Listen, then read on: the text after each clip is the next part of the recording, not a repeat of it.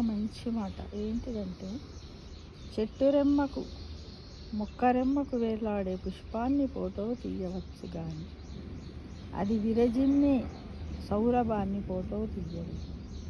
అలానే మనిషి చేష్టల్ని గుర్తించగలము కానీ వాటి వెనుక తిష్టవేసి ఉండే అతని మనోభావాలను మనము గ్రహించలేము మిత్రమా.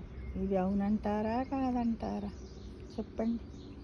పుష్పాలను చూసి అబ్బా ఎంత బాగున్నాయని ఫోటో తీస్తాం. అది విరజిమ్మేటటువంటి సువాసనను మనం ఏంటి ఫోటో తీయగలుగుతామా? తీయలేము. అలానే మన మనిషి చేష్టల్ని కూడా గుర్తించగలము కానీ వాటి వెనక తిష్ట వేసి ఉండి అతని మనోభావాలు ఏంటో మనం ఎవ్వరం కూడా గ్రహించలేము.